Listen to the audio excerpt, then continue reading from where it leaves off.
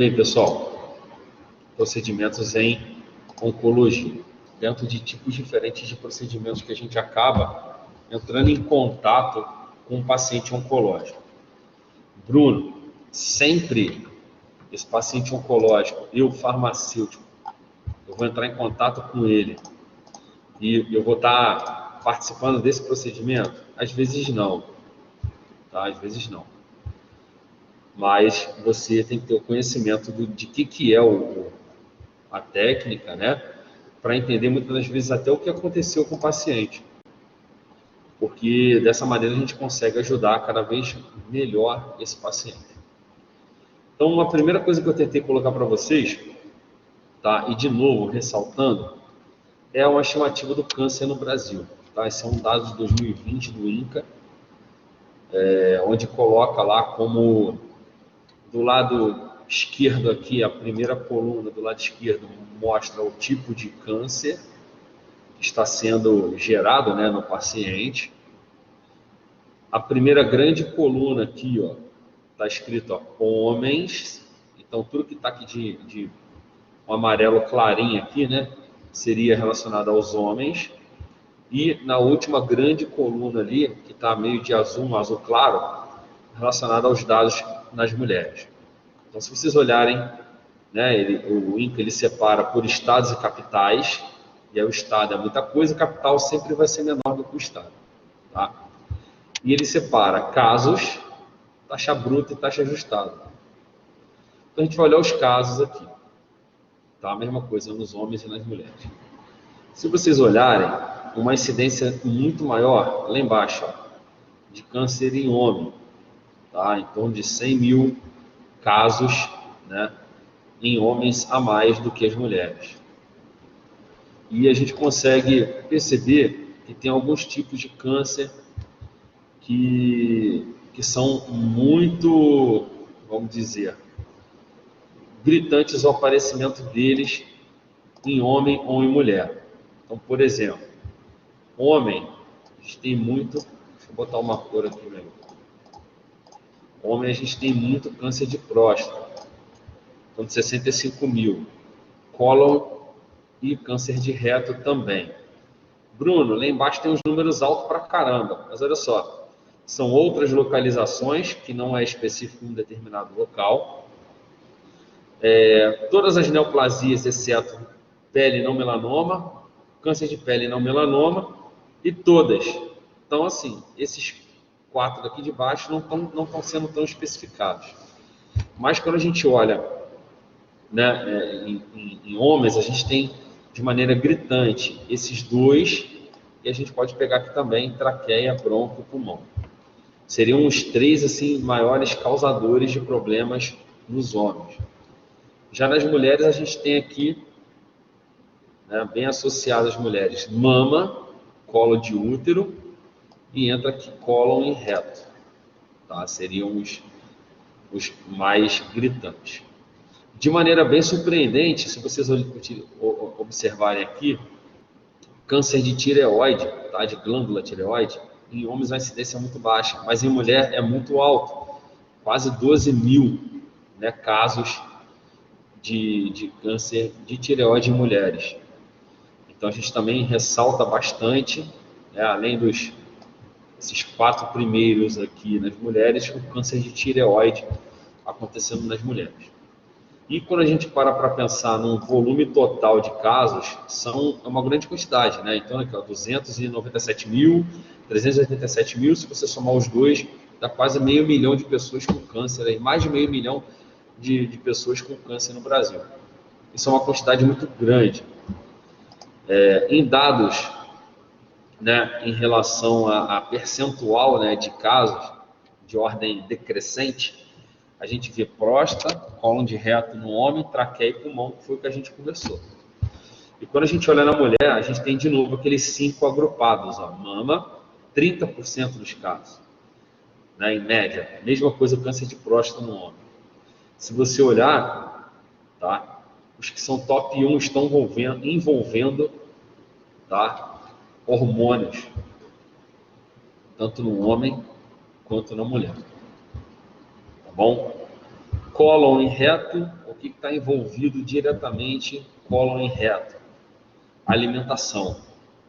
Então a gente está vendo aí, ó, hormônio influenciando de maneira direta no aparecimento de câncer, né, controle hormonal e alimentação. Cólon e reto é uma incidência muito grande de câncer. Tá? Depois os outros são outros que são comuns, especificamente na mulher entra um outro tipo de câncer, que está relacionado diretamente às taxas hormonais, que é o colo do útero. Tá? E depois os outros são bem comuns, são comuns tanto a homem quanto a mulher. Né? Alguns entram, por exemplo, o ovário, que é específico da mulher, corpo do útero, que é específico da mulher, mas os outros eles acabam ali se permeando entre os homens e as mulheres.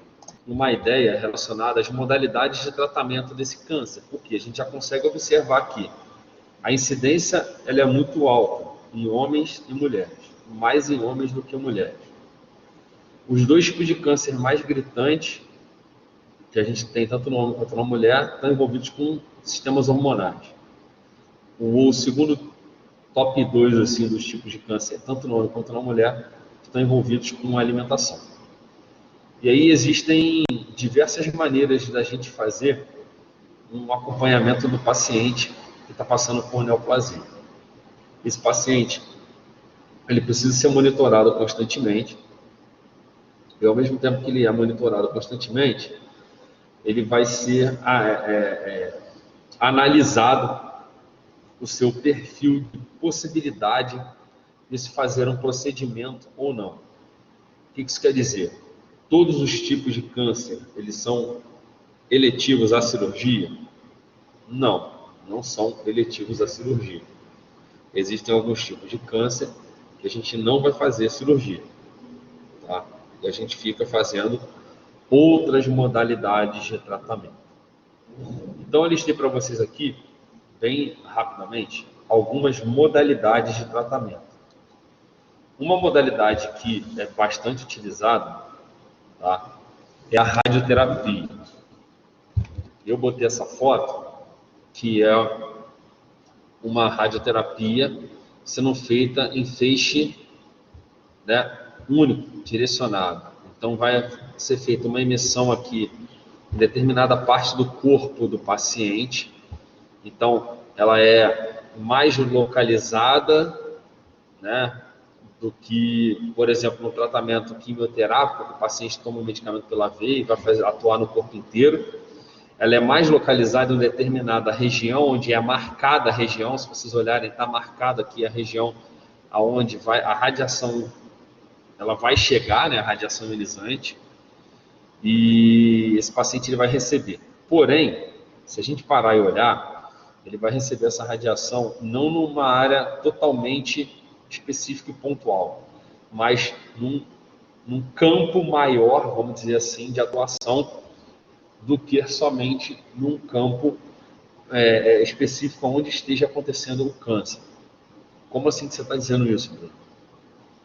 Porque é o seguinte, a gente tem dois tipos, tá, de modalidades de radioterapia gritante.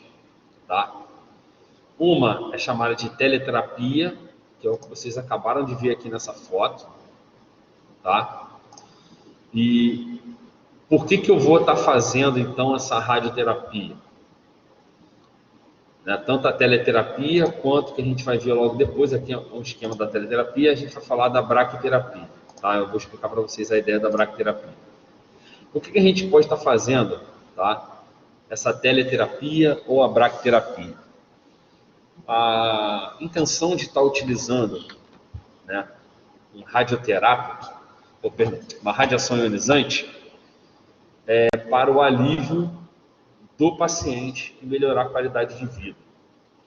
Com qual intenção? O que eu vou fazer para melhorar a qualidade de vida e aliviar esse paciente? Eu vou, com a radioterapia, tentar diminuir o tamanho do tumor, tá? Diminuir ou parar, né, estancar hemorragias e tentar estar atuando em vários sintomas com essa redução do tamanho do tumor, das complicações que o tamanho do tumor grande estariam trazendo, e com isso eu estaria atuando em vários sintomas que esse tumor estaria desenvolvendo. E um dos principais sintomas que eu consigo aliviar, né, com um ataque direto ali, aquela região onde está o tumor, é a redução da dor do paciente, que é um dos principais problemas relacionados ao desenvolvimento de uma neoplasia. Né? O paciente ele sente bastante dor. Não é à toa que a gente vai ter um dia, né, da aula que a gente vai estar abordando sobre cuidados paliativos. O que seria isso? Seria uma ideia de estar trazendo para o paciente uma qualidade de vida melhor naquele momento crítico dele. Então, o paciente ele vai estar tomando medicamento para dor, ele pode estar fazendo algumas outras terapias alternativas para tentar melhorar aquele momento em que ele está passando. E em pacientes, principalmente que são de câncer terminal, ter um fim de vida com qualidade. Tá? Então, a radioterapia é uma modalidade que a gente tem de tratamento em oncologia. Então, vamos falar das modalidades da radioterapia que a gente tem. Uma, né? São duas maneiras de fazer uma radioterapia, que é chamada de interna e externa. Tá? Também chamada de interna e externa. Então, qual seria a ideia da radioterapia externa? Ela é chamada de teleterapia. Então, o que a gente geralmente faz? Tem uma área que é marcada antes do início da radioterapia, que é chamada de planejamento. Vamos voltar aqui. Se você olhar, tem uma área que está delimitada para acontecer ali o procedimento da radioterapia. Então, primeiro se faz o planejamento, tá? E a aplicação da radiação ionizante, ela é feita na mesma posição em que foi feito o planejamento. Então, o paciente ele fica lá deitado, tá? Em uma prancha, vamos dizer assim, que ali não é uma cama, né? É uma prancha. E o aparelho, né, que vai fazer a aplicação da radiação ionizante, ele vai ser preparado inicialmente, que a gente chama de planejamento, e depois esse aparelho ele vai ficar posicionado naquela mesma posição em que ele foi planejado. E a partir daí se dá o início da radiação ionizante. Então existe um profissional, tá, que é o técnico de radiologia, que ele vai estar ali trabalhando, tá, para fazer a aplicação daquela radioterapia, certamente junto com, né, um médico que vai estar assessorando ali toda a ideia do uso da radioterapia.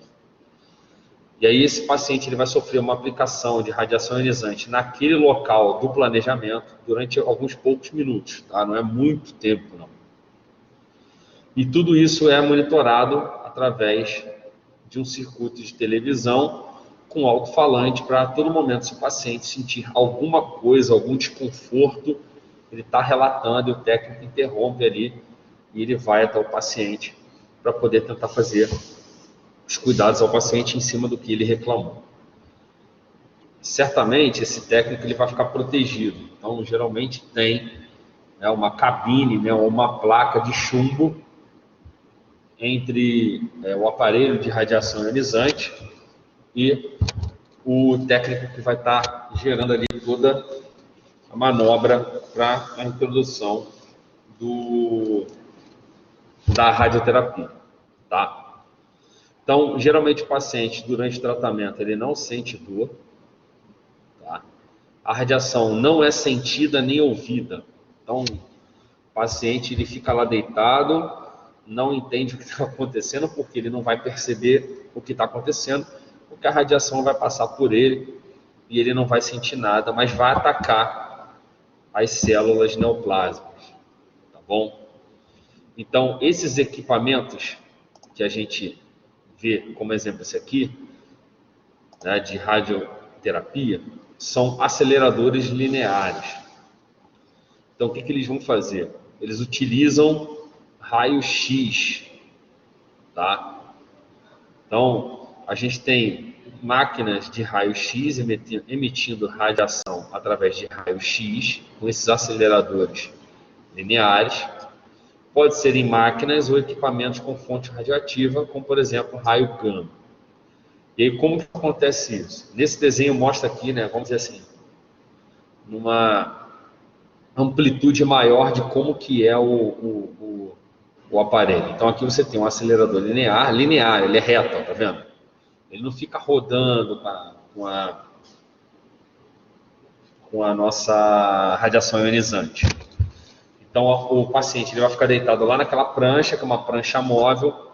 Esse acelerador linear, ele pode se movimentar assim, em torno do paciente para se achar o local para fazer a aplicação, que é a região do planejamento. Uma vez fazendo, né, e se achando esse determinado local, o técnico, né, ele vai fazer após todo o preparo, ele vai fazer a introdução da radiação ionizante. E olha como que eu estou mostrando para vocês o que é que acontece.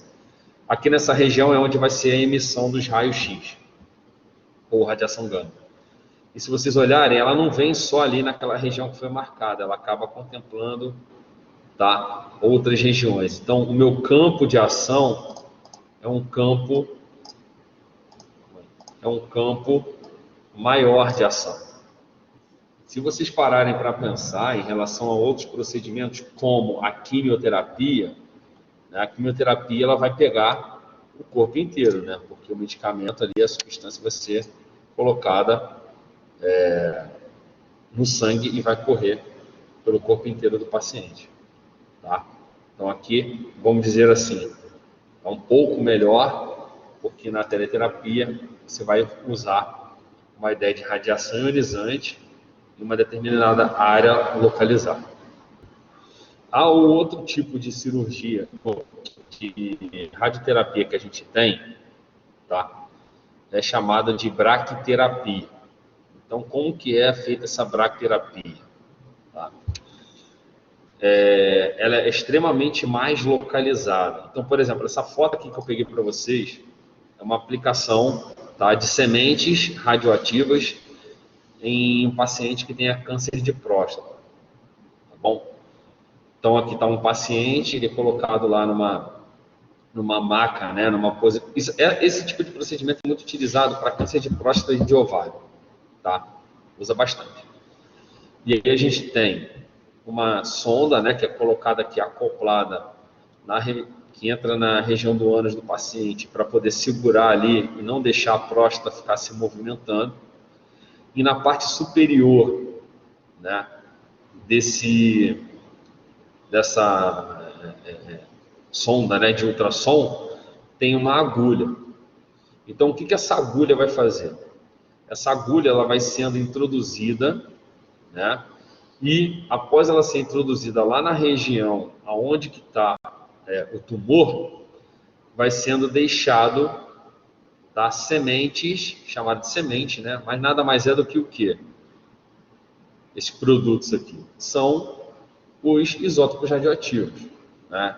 Geralmente é césio-137 ou irídio-192, tá? Você deixa lá as barrinhas lá, né, desses tipos de isótopos radioativos e o efeito, né, ele é totalmente local, porque depois de colocar isso, é feita lá a atividade de ultrassom e o ultrassom vai estar ativando esses produtos, emitindo radiação bem localizado. Se a gente comparar com o anterior, vamos voltar rapidinho. Consegue ver que olha o tamanho da área que vai ser atingida, podendo até chegar a uma área maior, né? Um pouquinho mais para cá ou mais para cá. E quando a gente faz a braquiterapia, tá? A gente vai estar atuando, especificamente em um determinado local. O que a gente tem de informação sobre a braquiterapia? É uma emissão de radiação próximo ou em contato com a área que vai ser irradiada com césio-137 ou irídio-192. Ela é mais vantajosa porque baixa a dose do radioisótopo. Você não precisa emitir lá uma quantidade grande de radiação para ver se consegue chegar né, no local em que a gente vai estar atuando. O paciente ele consegue se recuperar rápido, tá, para a atividade dele normal. Porque esse aqui é um procedimento bem sensível, vamos dizer assim, onde o paciente ele vai receber lá as sementes com o radioisótopo e após a atividade ele consegue voltar às suas atividades normais bem mais rápido. Porque a radioterapia deixa muitas das vezes o paciente um pouquinho debilitado por algum tempo. E é uma tentativa de fazer, né, um tratamento de uma neoplasia simples, né? E o tempo de tratamento ele é menor, porque você vai colocar diretamente, tá, no local lá onde está sendo desenvolvido o câncer. Tá? Bruno, é qualquer tipo de câncer? Não, são alguns tipos de câncer específicos que eles vão estar fazendo isso aqui. Tá? Câncer de próstata e câncer de ovário faz muito. Tá? Eu achei muita informação sobre bracterapia, paciente fazendo, né, que tinha câncer de próstata ou paciente com câncer de ovário, fazendo uso aí da bracterapia e tendo um resultado bem positivo. Ok? Deixa eu ver a pergunta agora do Renato aqui. Essa emissão atinge todos os outros tecidos. Sabemos que o raio-x pode provocar câncer. Essa energia iônica pode. Obviamente, a gente tem as consequências, né, de tratamentos de neoplasias. A consequência que a gente vê bastante é que quando você usa muitas das vezes um medicamento, né, que é muito visualizado isso, você acaba atacando a célula cancerígena, mas também a tua célula normal. E as células que mais sofrem são as células de multiplicação rápida. E com a radiação, você pode estar atuando naquela célula tua normal, de multiplicação rápida, e pode estar ingerindo, né? Você pode estar estimulando alguma coisa nela. Tá? Alguma coisa nela você pode estar estimulando. E com isso, a longo prazo, né, vamos dizer assim, você poderia estar tendo uma probabilidade de aparecimento de um câncer em outra região. Varia muito da intensidade, de como é feito o tratamento, de qual é a região, qual o tipo de célula que está sendo atacada.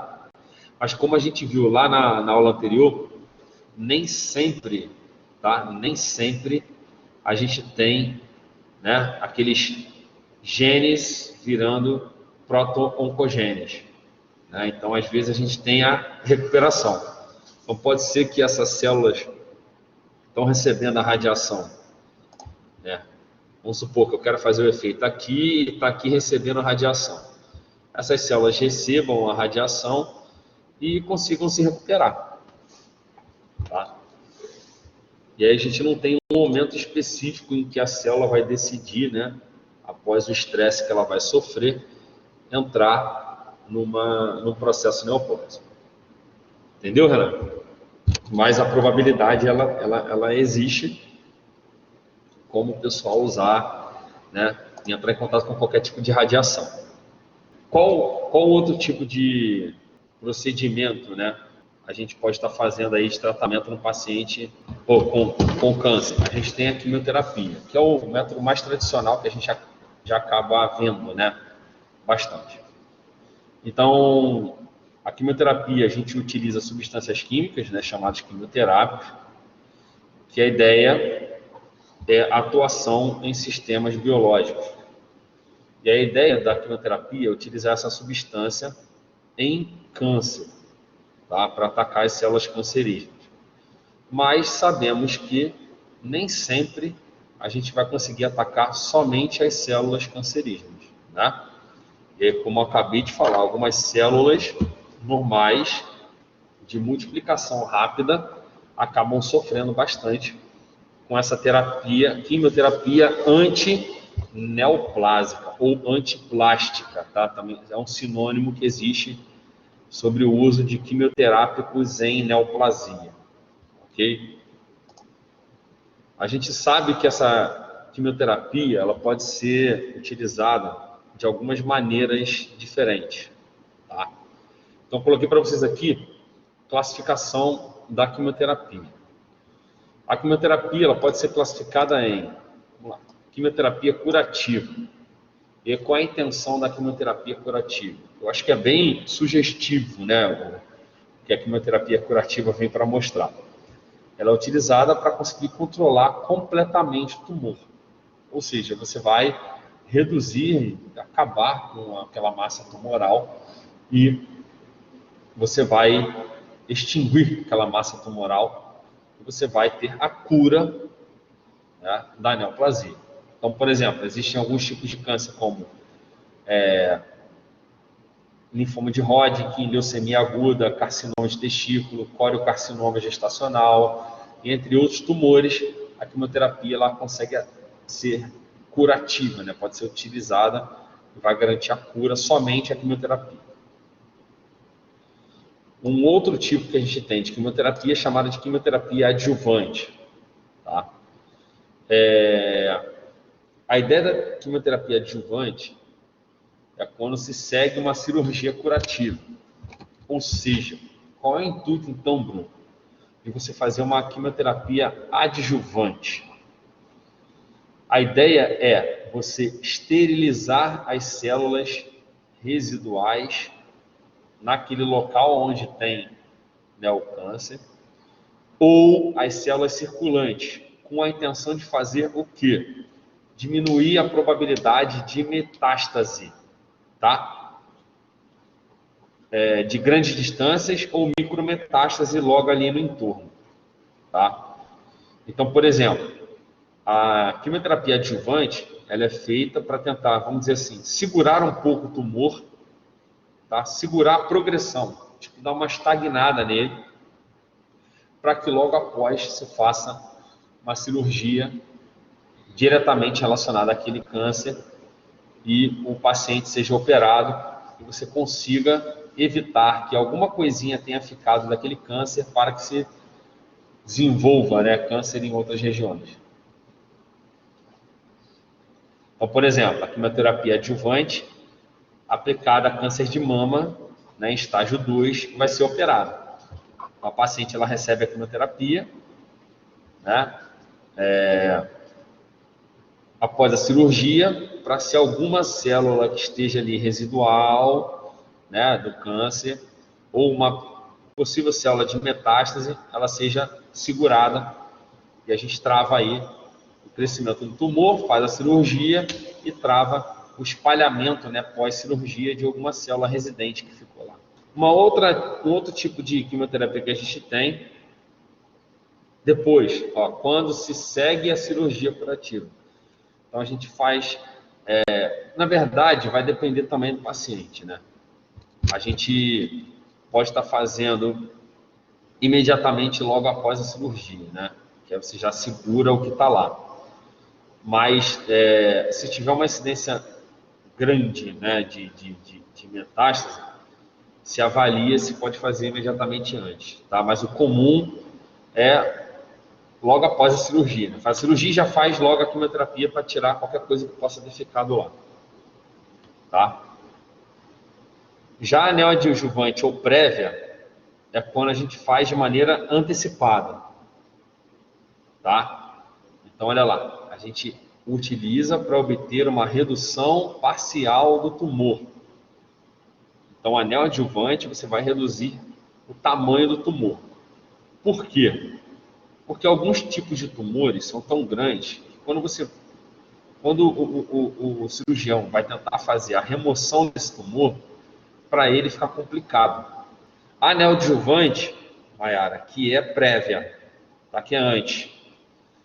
E aí a ideia geralmente é fazer o quê? Se reduz o tamanho do tumor e a cirurgia fica mais fácil, tá? Geralmente fala que a cirurgia é mais limpa. Você mexe pouco no paciente. Então a ideia é uma computação terapêutica, tá? Após essa quimioterapia, uma complementação terapêutica com cirurgia ou radioterapia, tá? Então, por exemplo, a quimioterapia pré-operatória aplicada em caso de sarcoma de osso. Para você fazer uma cirurgia é complicado. Então, vamos supor, o paciente ele tem câncer E aí ele não vai fazer cirurgia, mas ele vai fazer uma radioterapia. E aí o tumor é muito grande, para evitar a gente utilizar uma quantidade grande de radiação ionizante numa área grande, a gente faz o quê? A gente faz tipo uma redução, tá? Do tamanho do tumor, então faz uma radiação prévia, né? Uma radiação antecipada. Essa radiação antecipada, a ideia dela é dar uma enxugada no tamanho do tumor, uma redução do tamanho do tumor. Qualquer redução, tá, gente, é vantajosa. E aí depois a cirurgia feita, se for realmente feita, ela vai ser menos agressiva para o paciente, tá? A gente tem a quimioterapia, que é paliativa, e aí essa aqui, gente, aqui é uma das mais complicadas, porque ela não tem finalidade curativa. Ou seja, o paciente ele já está no estado bem avançado, como por exemplo, metástase diagnosticada ou recidiva. E aí, por que eu vou fazer a quimioterapia se o paciente ele não vai adiantar ele fazer o uso do quimioterápico, porque não vai curar. Mas pelo menos, quando você faz o uso da quimioterapia, esse paciente melhora a qualidade da sobrevida dele. Então ele tem ali pelo menos um tempo, né, de vida mais à frente, mais, vamos dizer, tranquilo, né? Vamos dizer, menos sofrido para esse paciente. Tá? Então a ideia é você fazer de uma maneira paliativa, uma redução vamos dizer, da agressividade daquele tumor, e o paciente ele tem uma qualidade de vida melhor. Tá? Não só reduzir as dores, tá, Renato? Mas a gente pode estar interferindo em outras coisas, outros sintomas que o câncer pode estar causando. Tá? Então, por exemplo, uma quimioterapia paliativa em carcinoma de célula pequena do pulmão. O paciente já está com metástase, então a ideia da quimioterapia paliativa é fazer com que esse paciente consiga ter uma vida um pouco melhor com o uso do quimioterápico. O sinergismo eu coloquei aqui só para a gente ter uma ideia, mas na verdade ele não é uma classificação propriamente dita da quimioterapia, mas é uma definição que é legal a gente falar em quimioterapia, que é o que? Quimioterapia e sinergismo é você fazer junto com outras coisas, né? Com a radioterapia ao mesmo tempo, tá? De maneira concomitante. Antes, tá? Aqui antes, olha, falei para vocês, é prévio ou depois, mas não ao mesmo tempo, tá? Já o sinergismo a gente acaba realizando de maneira concomitante, tá? Junto. E a ideia nesse sinergismo é fazer o quê? Um ataque mais severo ali, a neoplasia, para fazer, de alguma maneira, né, tentar uma cura ou tentar uma melhora paliativa ali da qualidade da vida do paciente. Ok? Bruno, todo paciente ele pode fazer quimioterapia? Não, existem alguns critérios, tá, que a gente tem que seguir. Então, os critérios para aplicar a quimioterapia, ele é evitar efeitos tóxicos intoleráveis ao quimioterápico. Isso é um pouco difícil, né, mas a gente conseguir prever isso facilita bastante a vida do paciente. E evitar também, né, que esse quimioterápico exponha em risco a vida do paciente. Então, toda aplicação da quimioterapia tem que ser muito bem avaliada. Então, o médico ele vai avaliar muito bem qual quimioterápico, qual é a condição clínica daquele determinado tipo de paciente, para que aí sim a indicação da quimioterapia obedeça esses critérios de segurança maior para esse paciente. Então, quais seriam os requisitos ideais para a aplicação da quimioterapia? Ou seja, coisas relacionadas ao que o paciente tem que estar, né, ao momento dele, tem que estar para poder utilizar um quimioterápico. Que não é qualquer paciente que tem neoplasia que pode usar um quimioterápico. Tá? Ele tem que se enquadrar dentro de alguns requisitos. Então, quais são esses requisitos para a aplicação ideal de quimioterapia? Tá? menos de 10% de perda do peso corporal desde o início da doença. Então, se o paciente perdeu 10% do peso dele, já não é positivo fazer o uso da quimioterapia, tá? Não quer dizer que se ele perdeu 11%, 20% do peso dele, ele não vai fazer de maneira nenhuma a quimioterapia, tá, gente? A avaliação clínica, ela é sempre feita em cima do paciente. Então, se ele necessitar, pode ser feita com monitoramento, mas não é o ideal, tá? Por que eu estou falando isso? Se vocês, porventura, forem trabalhar com isso e ver um paciente lá que perdeu, sei lá, 15% do peso fazendo quimioterapia, você fala, tá errado. Não. Cada paciente vai ser acompanhado por um médico, tá bom? E a clínica dele pode ser favorável ou não, mesmo ele perdendo peso. Outra condição é nenhuma contraindicação ao uso do quimioterápico. O paciente não tem uma alergia, um efeito colateral ele não vai ser crítico para aquele paciente. Então, isso é uma outra condição que é bem avaliada na tentativa de uso de substância, né, para a neoplasia. Ausência de infecção ou infecção presente, mas sob controle. Então, muito cuidado, porque muitas das vezes o quimioterápico ele pode gerar um perfil de imunossupressão no paciente, e com isso a gente tem aí o aparecimento de uma infecção oportunista e não é o que a gente quer. Capacidade funcional do paciente, tá? Nos 3 primeiros níveis, tá? Que são níveis de 2 caras que criaram aí um quadro de sintomas favoráveis ou do desenvolvimento de uma neoplasia. Então, a capacidade funcional do paciente tem que estar dentro dos 3 primeiros níveis, tá? De Zubrod e Karnofsky. O que seria isso? Vamos lá, eu peguei para vocês aqui a tabelinha mostrando isso. Zubrod e Karnofsky, tá? São os níveis que a gente tem. O nível de Zubrod vai de 0 a 4. De Karnofsky, né, perdão, é em percentual, tá? E o que compete cada nível? Então, os 3 primeiros níveis é isso aqui, tá? Que seria o ideal para se fazer uma quimioterapia. Abaixo desses 3 primeiros níveis, não se é muito ideal, tá? Não é muito ideal. Então, qual é esse primeiro nível aqui, que é o Zubrod e o Karnofsky? Paciente assintomático com sintomas mínimos. Para ele é legal dele entrar e fazer uma quimioterapia.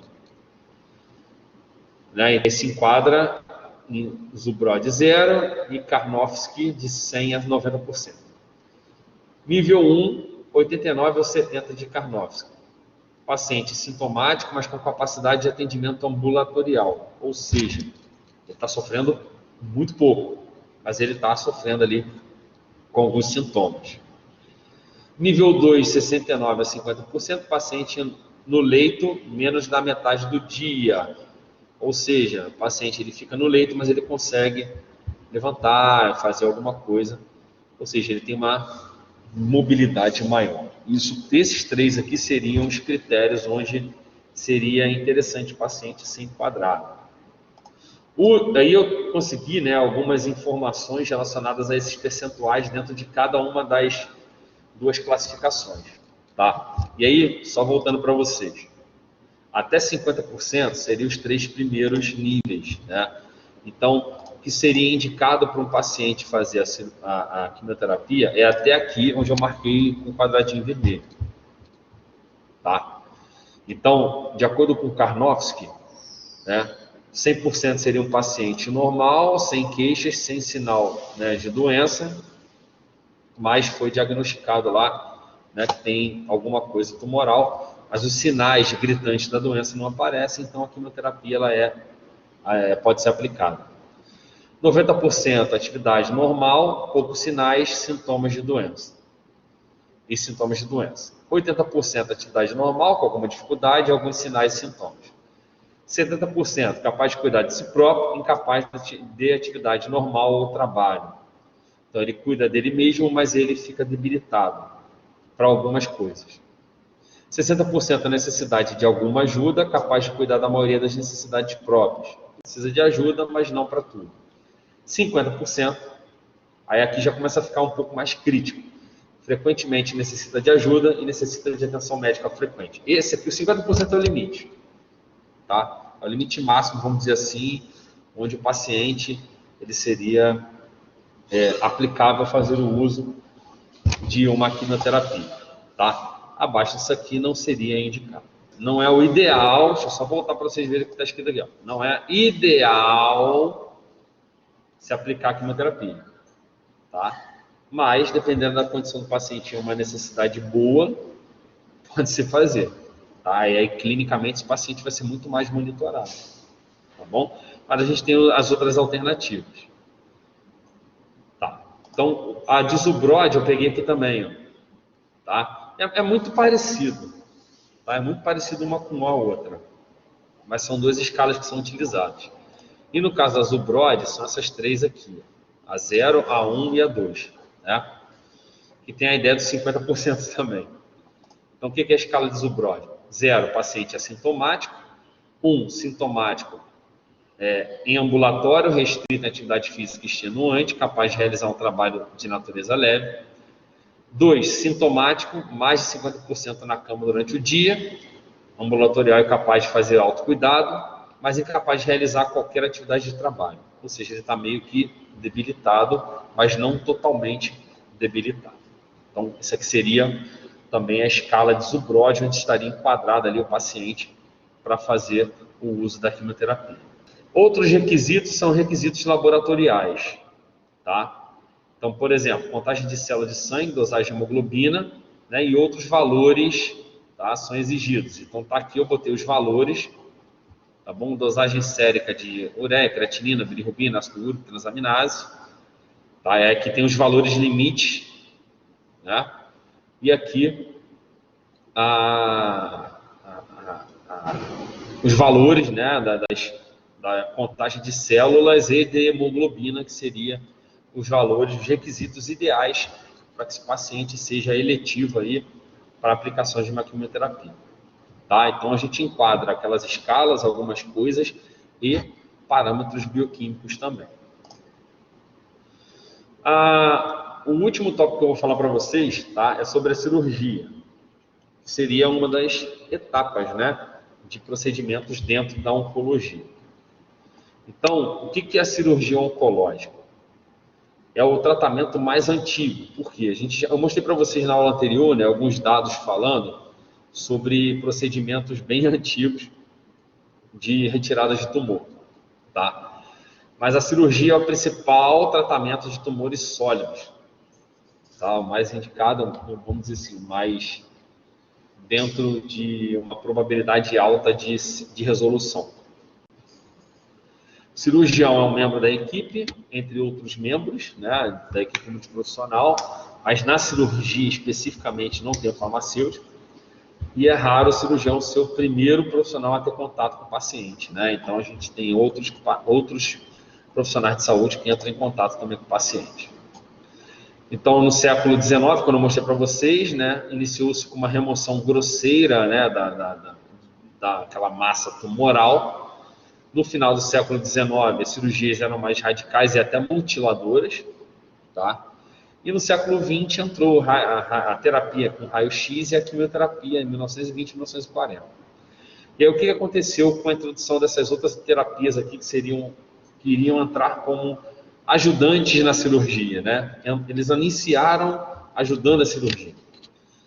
As cirurgias ficaram mais conservadoras e curativas, ou seja, essas outras manobras que eram feitas em cima de procedimentos, né, cirúrgicos, elas auxiliavam esses procedimentos cirúrgicos no paciente com oncologia. Tá? E aí, com isso, melhorou um pouquinho o perfil da cirurgia. Né? Eu acho que eu não tenho nem como imaginar como deveria ser uma cirurgia no século XIX. Então, assim, deveria ser extremamente complicado para o paciente. E aquele que sobrevivesse era bem escolhido por Deus. Né? No século XXI surgiram algumas técnicas, né, bem legais relacionadas a a cirurgia oncológica, que pô, melhorou absurdamente, né, a sobrevida e a melhora, né, desse paciente. Uma dessas coisas é a microcirurgia. São cirurgias mais focadas em relação à ideia do tratamento, né, oncológico. Então, você vai lá num determinado local, vai lá, uma cirurgia bem sensível, bem leve, você vai consegue lá, de alguma maneira, atuar no tumor. Outra coisa foram alguns métodos diagnósticos, né, de linfonodo sentinela, tá? Então, biópsia, né, para se fazer a descoberta de algumas coisas, foi a utilização de linfonodo sentinela. Bem legal, que o linfonodo sentinela é o primeiro linfonodo que recebe a célula tumoral. E aí ele acaba acusando alguma coisa relacionada à célula tumoral. Isso melhorou bastante o diagnóstico, tá? Outra coisa que a gente teve, que apareceu, foi a laparoscopia. O que é isso? É uma incisão pequena que a gente faz com um aparelho chamado de laparoscópio, tá? E aí tem alguns tubos de fibra ótica que a gente acaba introduzindo ali e conseguindo ver como a gente está fazendo a cirurgia. Então, ele é muito pouco na região abdominal para se poder entrar lá e estar fazendo o procedimento, sendo utilizado muito em cirurgias, né? Ginecológica e urológica, tá bom? E é aquele procedimento de retirada da vesícula biliar, né? Quem conhece alguém que retirou aí a vesícula, a laparoscopia é uma cirurgia bem legal, tá? E a robótica, né? A gente tem aí a robótica como uma evolução muito grande em relação ao cirurgias em geral, não só a cirurgia oncológica, tá bom? E isso mostra para a gente que a medicina está evoluindo, né? E ela é totalmente baseada em evidências. É isso? Então, a missão do cirurgião é assistir, educar, pesquisar e coordenar de maneira ética e humanizada realizar aquela cirurgia. Então, o cirurgião não é um médico qualquer e ele vai estar sempre bem inteirado, bem atualizado e bem próximo do paciente para melhorar cada vez mais a terapia para ele e até, dependendo do tipo de câncer, a cura. Então, a cirurgia é uma especialidade muito mais cognitiva. Qualquer profissional de saúde, ele deve estar muito bem preparado, tá? Então, e não basta saber como fazer, mas sim como e quando fazer, porque tudo dentro da oncologia pode mudar de um dia para o outro, tá bom? E aí a ideia de compreensão do tumor é muito importante. Ele é conduzido, né? A gente começa, uma das coisas é a prevenção, a outra é o diagnóstico, a outra é o estadiamento e a outra é o tratamento. Então, o que é cada uma dessas coisas? Prevenção são coisas em que a gente pode estar fazendo para... Até botei um slide bem lá no final com mais alguns tópicos legais. Estimular a interrupção do tabagismo, que a gente já sabe que é um dos fatores que mais podem estar estimulando e desenvolvendo, né, o aparecimento do câncer. Dieta, exercício físico, tentar manter a mente sã e o corpo são. O estadiamento, né, é conhecer a história da doença, uso racional de tecnologia, dependendo ali, fazer uma laparotomia, uma laparoscopia. Então, no estadiamento, a gente tem o tumor primário, a gente tem os nódulos linfáticos, né, que são os linfonodos, e a metástase, a distância que pode estar sendo desenvolvida, e com o estadiamento a gente consegue observar. A gente tem dois tipos de cirurgias. Cirurgia curativa, onde a ideia é curar o paciente, porém, deve-se avaliar sempre o estágio da doença que o paciente vai estar. Isso é crucial, a gente viu para vocês antes, que devem ser seguidos para que a gente consiga classificar esse paciente como eletivo para algumas coisas, dentre elas uma cirurgia também. Tá? Outra coisa é você fazer uma ressecabilidade, né, uma tentativa de reduzir a massa tumoral, né? Então você vai ali, tira uma coisa, tira outra. A ideia de adjuvante a uma quimioterapia ou neoadjuvância, né? Então você faz depois ou pode fazer previamente a um segundo tratamento escolhido para aquele paciente. E a cirurgia paliativa, gente, não adianta, né? Toda aquela ideia de melhorar a qualidade de vida do paciente. A gente precisa ter para tentarmos fazer, né, a prevenção do câncer. Que são o quê? Medidas relacionadas a controle de várias outras coisas, né? Prevenção primária. Fazer o máximo de esforço para reduzir e eliminar a exposição a substâncias, porque essas substâncias cancerígenas podem iniciar ou promover o câncer, como a gente já falou na semana passada. Então, se você minimizar o contato com essas substâncias, consegue iniciar e promover menos. Prevenção secundária, fazer o rastreamento. Essa prevenção secundária, muitas das vezes, está relacionada àqueles exames onde geralmente as pessoas têm históricos familiares relacionados à presença de neoplasia. Então, um exemplo clássico, né, que a gente vê é aquela adulta jovem que tem um histórico, né, de câncer, né? Então essa pessoa ela vai ficar constantemente, né, analisando ali, procurando se tem uma probabilidade de aparecimento do câncer e se aparecer, fazer um diagnóstico precoce.